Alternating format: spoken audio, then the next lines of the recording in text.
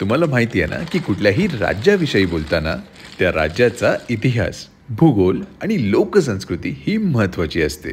पण जी ओळख भेटते एखाद्या राज्याला ती माझ्या मते खाद्य संस्कृतीने भेटते. आणि महाराष्ट्र म्हणजे खाद्यप्रेमाचा हा जिवंत उदाहरण. आणि म्हणूनच महाराष्ट्र दिनाच्या निमित्ताने मी विचार केला की एखादा व्हिडिओ होऊन जाऊ दे मराठीमध्ये. तर स्वागत आहे तुमचं एपिसोड 36 मध्ये ऑफ जेवण गावाकडचं, जिकडे आपण महाराष्ट्राचे काही असे हिडन रेसिपीज तुमच्यापर्यंत घेऊन येण्याचा प्रयत्न करतो. अहो तर आज थेट कोकणातून आणले तुमच्यासाठी तिसऱ्या किंवा शिंपल्या. आता हे जर तुम्हाला तुमच्या बाजारात मिळाले तर न कसला विचार करता लगेच घरी घेऊन या, कारण याच्यासारखी सोपी रेसिपी मी अजून बनवलीच नाही आहे.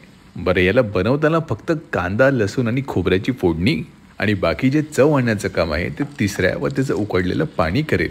हे सगळं झालं की त्याला झाकण लावा, घड्याळात 10 मिनिटं बघा आणि लगेच कसलाच विचार न करता ताटं वाढायला घ्या. कारण अहो या सुगंधाला सामोरं जाऊन तोंडाला पाणी न सुटणं हे अशक्य आहे. बरं, बाकीचे सगळे डिटेल्स नेहमीसारखे मी तुमच्यासाठी कॅप्शनमध्ये लिहून ठेवले आहेत, तर त्याला नक्की बघा. भेटूया लवकरच अजून एक अशा भन्नाट रेसिपीसोबत. पण तोपर्यंत हॅपी कुकिंग.